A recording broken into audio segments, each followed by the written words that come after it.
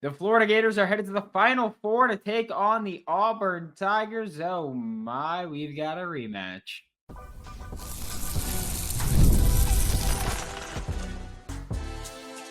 You are Locked On Gators, your daily podcast on the Florida Gators. Part of the Locked On Podcast Network, your team every day. Hello and welcome back to another episode of Locked On Gators, part of the Locked On Podcast Network, your team every day. Thanks for making Locked On Gators your first listen of the day every day. We are available daily and free reviews in the podcast and on YouTube. Happy Monday. Happy Victory Monday. I am Brandon Olsen. Find me on Twitter at WNS_Brandon. Find all my written work with New York Giants on SI. Today's episode of Locked On Gators is brought to you by FanDuel. Right now, new customers can place $200 in can get $200 in bonus bets when your first $5 bet wins. And wow, the Florida Gators with one of the craziest comebacks that we've seen in recent history in college basketball. With about 3 minutes left, ESPN Analytics had Texas Tech with a 94.6, I think it was 94.6% chance of winning that game against Florida, and then Florida, of course, came back to take the lead and settle it. It was a pretty classic Gators game in some ways, right? Before we even talk about that, we're going to go ahead and we're going to give our flowers to Walter Clayton Jr. Because, and I said this on Saturday, I said this during the game, that was, I feel pretty comfortable saying that that was the best defensive effort and defensive performance that Walter Clayton Jr. has ever had. Screw it. I'll say ever. I'll say ever. Definitely as a Florida Gator, but I mean, that was just incredible, inspired defensive performance by Walter Clayton Jr. He was getting blocks. He was getting steals. He was actually actively defending people. Crazy. But he was doing it and it was working. But in the sense of it being a classic Florida Gators game, something that we've talked about a lot this year is like, hey, it's not often that everybody shows up, right? It's not often that this whole starting five actually shows up and is playing basketball at the level that we know they can play. And again, that's been a large thing throughout the entirety of this season. But you look at the Texas Tech game, and it was that, right? Alex Condon, 2 for 6. Alex Condon went 2 for 6 from the field. Ruben Chinyelu went 1 for 3, including just an ugly hook shot and an airballed hook shot. Will Richard went 2 for 6. Elijah Martin went 3 for 10. Denzel Aberdeen went 1 for 4. All that happened. That was what I was talking about. By the way, Ruben Chinyelu played just 11 minutes in the game because Thomas Hawk played so much. But that's what I mean when I say, it's that game where they're not playing well. And don't tell me that their defense was amazing, because it wasn't. I will say that Will Richard at least was out there. He's not a good rebounder, but he was out there giving effort on the boards, right? He was out there fighting because Florida was giving up a lot of offensive rebounds. So he was out there fighting. I will give him credit for that, right? He was out there playing decent defense. I'll give him credit for that. He wasn't the guy that they kept backing down and scoring on, right? Wasn't him. So I would say he was playing decent defense. He got lost a couple times, but I mean, hey, that's going to happen, right? And it's not like he's an amazing defender. He's just probably the best Florida defender. So all of them not showing up. Elijah Martin did not shoot well at all. Alex Condon turned the ball over. I think it was 3 times, turned the ball over. Was getting just bullied on the boards, getting bullied down low for a bit. Ruben Chinyelu, in his limited minutes, made quite a few mistakes just on offense, just whether it was a late pass or a silly decision, not boxing out enough again. But I mean, Elijah Martin had more defensive rebounds, the same number of defensive rebounds as Alex Condon. A guard should not do that compared to a big man. Thomas Houck had the most defensive rebounds on the team with 8. He was just out hustling people. Thomas Houck isn't 7 feet tall.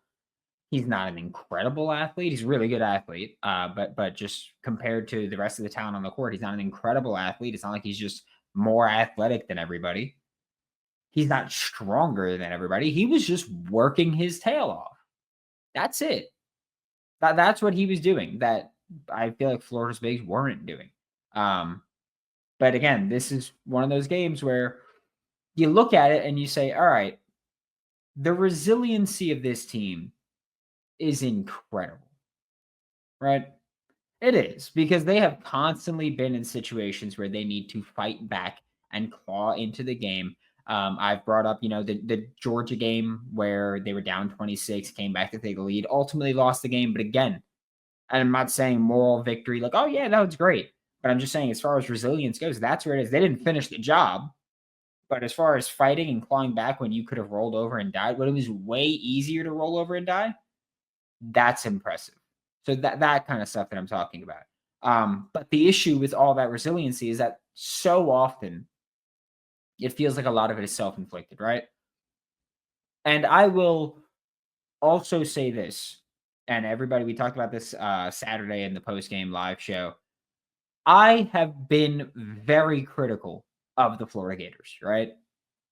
Especially as we've gotten into SEC and NCAA tournament play, right? Ever since we've gotten to those, I've been very critical because I've been saying, and even a few games before that, I've been saying I'm going to be more critical because it is no longer, oh, they can figure things out. It is, you don't figure these things out now and you're going home. So as someone that has been, I think, uber critical of this team, I don't think this was as bad a game as I think many other people seem to be talking about it. I just really don't. Like, I look at this game and I go, first off, the whole tournament, I was saying that Texas Tech to me is a really good basketball team. Like, Texas Tech's a great team. When it was Texas Tech and Arkansas, I was openly saying, hey, I was hoping Arkansas won that game because I think Texas Tech's a hell of a lot better than them. I think Texas Tech's a really good team. So that's why I look at that game and I don't look at it as bad as I think a lot of other people do, right? Because I also look at it, and again, we're talking about context here, right?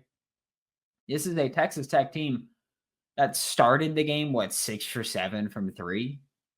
They ended 10 for 27. I'm not saying they started 6 for 7. They started by shooting incredibly well, uncharacteristically well. They're a good shooting team, but that's crazy. And that's something that we talked about the insider program of, that's going to come down to an average, right? Like they will regress to the mean. So I wasn't too concerned about that. I don't think this was as bad a game as I think some other Florida Gators fans think. I think that this was right up there with UConn for level of competition. I think UConn's a really good team as well. I said that, not the teams that they were last year, but really good. But I thought that this was still a very good Texas Tech team. I don't think that, all things considered, I don't think Florida played too poorly. And it's always interesting to me that I feel like people keep talking about Florida as, yeah, their offense this, their offense this, their offense this. And I feel like people keep overlooking the fact that Florida, despite being one of the most up-tempo teams in the country, despite being one of the most up-tempo teams remaining in the tournament, have not allowed 80 points yet in this tournament. They haven't. And I feel like people keep talking about this Florida Gators team and completely overlooking what they do defensively. And that's a little bit silly. We're going to talk about this game against Auburn coming up when we get back with Locked On Gators. If you like making money, guess what? March Madness is wrapping up. Still got a few days to place a bet for the Final Four, but March Madness is wrapping up. Baseball season is here, and FanDuel is giving you a chance to get in on the action like never before. Right now, new customers can get $200 in bonus bets when your first $5 bet wins. That's 200 extra bucks to use on everything from buzzer beaters to Cinderella stories to Florida winning the national championship. I told you, I bet $17. I won 271 on Florida making the Final Four because I placed that in October. Visit FanDuel.com, get in on the college hoops action, get in on the baseball action, all tournament, all season, all summer long. Thanks for making Locked On Gators your first listen of the day, every day. We are available daily and free, whether it's in the podcast and on YouTube. And we found out yesterday evening that the Florida Gators would be facing the Auburn Tigers again after Auburn beat Michigan State 70-64. We don't necessarily have an update yet on Janai Broom, who it was interesting, right? The injury was interesting, which of course, I think this goes without saying here. Like, I'm all for the trash talk. But it goes without saying that, absolutely hope that he's healthy and able to go, and would never wish an injury or celebrate an injury. I'm all for trash talk again, but like, there's levels to it, right? There's disrespectful, not classy. That's not us. We are respectfully not classy here. That's fine. We do that. So hopefully Janai Broom's fine. But it was weird because when he got banged up, actually, we can even go back a few minutes before that. Janai Broom leaves the game, like just subbing out, leaves the game and is holding his arm, massaging his shoulder, it looks like. And then he comes back into the game a couple minutes later and goes to block a shot. And when he lands, I'm pretty sure it's block a shot.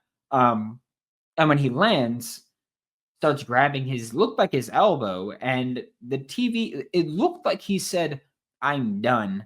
On TV, and then he goes into the locker room, and then he comes back a few minutes later and is playing, I think, for the final few minutes, better than he played for the rest of the game. And he played a great game, right? Like, he dominated. No other way to put it. 25 points, 14 rebounds on 13 shot attempts. That's insanely efficient, right?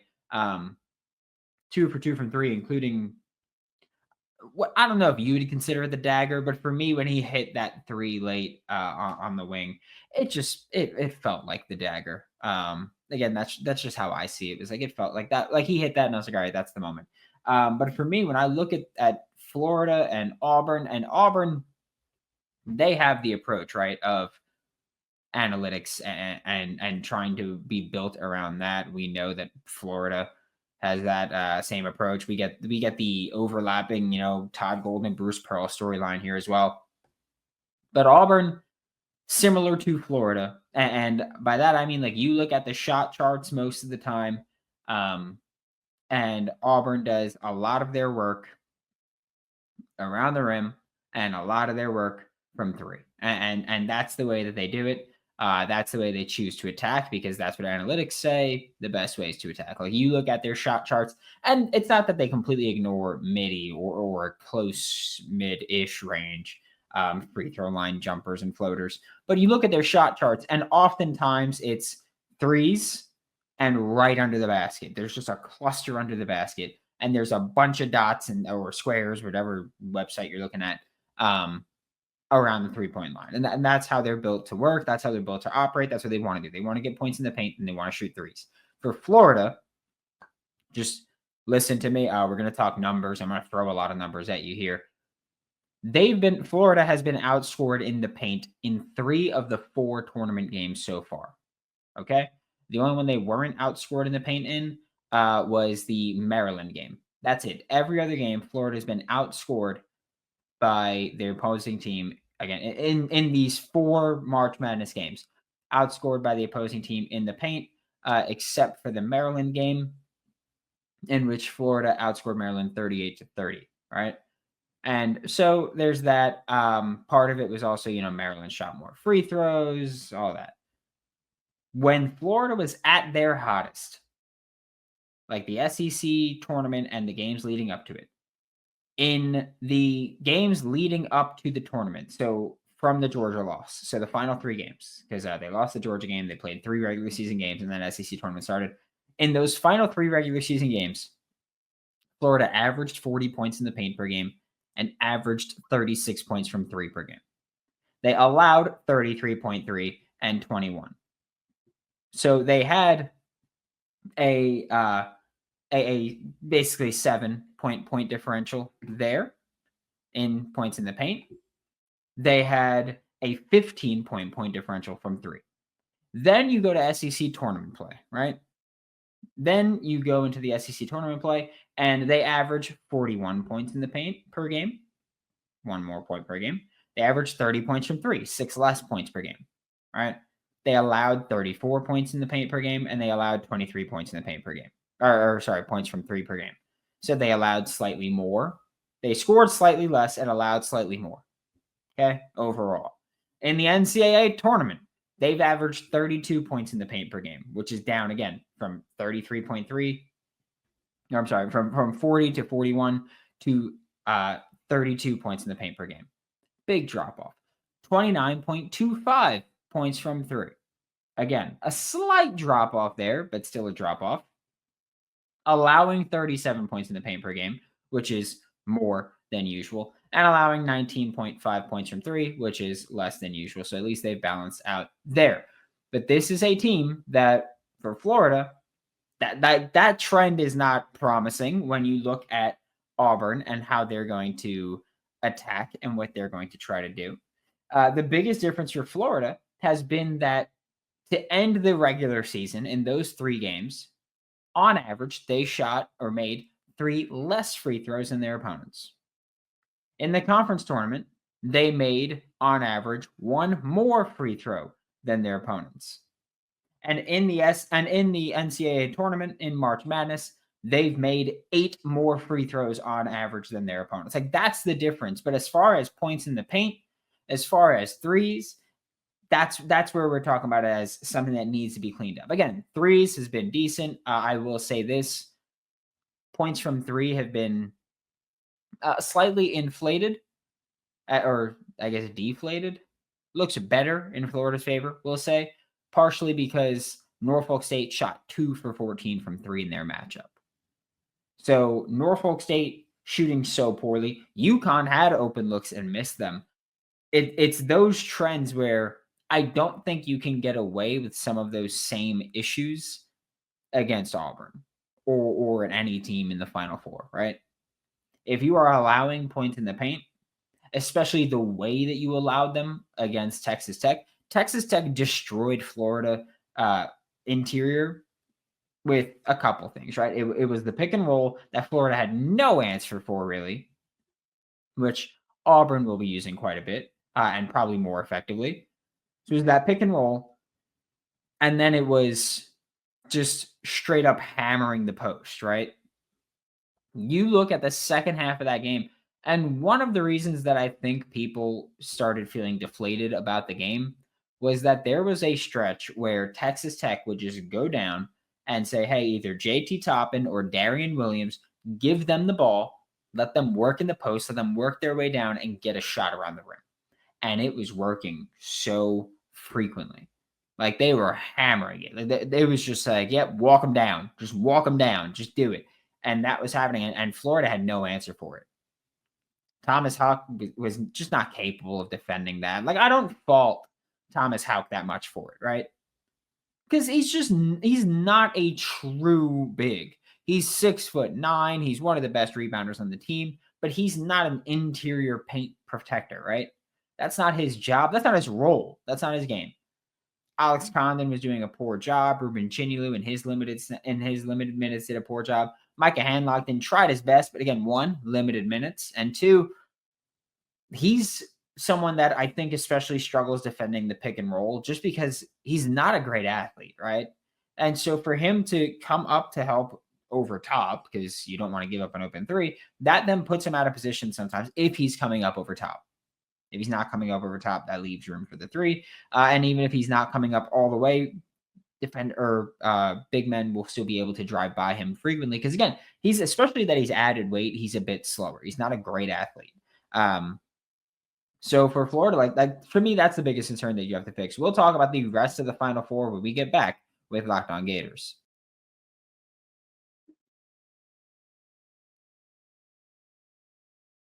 To wrap up today's episode of Locked On Gators, we are talking about the Final Four here because for just the second time, all 4 of the teams in the Final Four are the 1 seeds in their region. And again, similar to, or contrary to what Stephen A. Smith says, this is not the death of college basketball for 2 reasons, right? 1, best teams advancing. That's how it should be. 2, this is 1 year that this has happened. Like, if it was a trend, sure, but that's 1 time. Get over it. We will say that. And something that I have not been shy about at all. I think that Duke and Florida are the best two teams in the tournament. I said that before the tournament. I will say it now. I think that those are the top two. Those are the teams to beat. And we'll see what happens with it, right? I mean, the SEC is going to be represented for those of you that care about the SEC conference, conference pride thing. Personally, I don't give a damn, right? If it ain't Florida, I don't give a damn about any of the other SEC teams. But I think Duke and Florida are the best two teams. I think that Florida's microwave ability, again, like I've been trying to use a lot of their incredible offense. The only team that can match up with them offensively is Duke, right? Duke's the only team with a higher offensive rating than them right now. That's it. And it's a 1 point difference. That's it. There's a gap of 1.5 between Florida and Auburn at 2 and 3. And then Houston's all the way down. Defensively, Florida's probably the worst of these 4. Right? Florida's probably the worst of these 4 teams defensively. Maybe Auburn is worse, but I feel like both of them are really close. Houston's the best defensive team of the bunch. Duke is the second best defensive team of the bunch. I just think Houston's defense is, world class, right? I don't know the Ken Palm historical numbers, but I would imagine that Houston's defense is at or near the top of all time, right? Their defensive rating is 87.4, and defensive rating, the lower, the better. Last year's best was 87.5. The year prior was 87.5. The year prior was 85, actually. There we go. 2022, Texas, and 85 is incredible. But Houston's defense has just been lights out, right? And I do think that Houston is overlooked right now. I do. I think that people look at them and just say, hey, they're such a defensive oriented team that they're not actually a great team. It's just, if you can get some shots up, you win, which maybe, but Houston is, and again, we're just talking about the whole Final Four here. Houston, defensively, yeah, best team in the country. Offensively, they are incredibly efficient. They do not turn the ball over. They get a ton of offensive rebounds. They don't get to the line a lot, but part of that is because they have a bottom 20 team in terms of pace. They're a bottom 5 team in terms of average tempo. Okay? Or adjusted tempo, sorry. Bottom 5 team in terms of adjusted tempo, and a bottom 20 team in average possession length. They are not an explosive offense, similar to kind of how I talked about Texas Tech or Maryland of them. Like, yeah, they're not an explosive offense, but they are efficient, they are effective, they are consistent, and they're still really good. Houston is a top. They shoot 40% from 3. They just don't shoot threes, but they shoot 40% from 3. Okay, they can do that. Like, that's what they do. They shoot from 3. They just don't shoot a lot of threes because they don't shoot a lot to begin with. Again, they're one of the slowest teams. I do think they're a team that you have to respect offensively, but I will say, and I've been saying, I don't think that they have the offense to get it done against the elite of the elite, right? I think they're a fantastic team. I think they're one of the best teams in the country, and they deserve to be here. But you look at their performances against the best of the best, and they scored 69 against Auburn. They had 80 against Alabama, but that game went to overtime, right? Texas Tech, 81, overtime. Again, there was an overtime game there. The Big 12 tournament, they won with 77, 74, 72. The NCAA tournament, they won with 78, 81, 62, and 69. Nice. It's just that they're not an explosive offense. They're not they're not an explosive offense. They're not a quick offense. And a team like Duke, which is that matchup, I feel like Duke's just going to be able to run with them. Because Duke goes up tempo, and Duke is a team that thrives there. And Houston is one of those teams where I don't think Houston's as bad as, say, Tennessee when things get up tempo, because Tennessee was bad when teams go up tempo. Houston's not bad when they go up tempo. They just refuse to do it unless they have to. So Houston, I think, is a really good team still. Looking at Duke, I think that they're, again, it's Florida and Duke is the top 2 teams in the country. I'm not going to fight you on either way, whatever your opinion is. Mine's Florida. You could say it's biased. It might be, but I don't give a damn. They're just an incredible team. And Duke, they shoot a lot of threes, and they are really good. They shoot 45% of their field goals are from three, and they shoot 39% from three. That's just nuts. That's insane efficiency, right? Florida, 44% of their field goals are from three. They shoot 36%. That over time adds up. Like, right? That adds up. Auburn is, and look, I think I'm one of the biggest Auburn haters around that isn't an Alabama fan.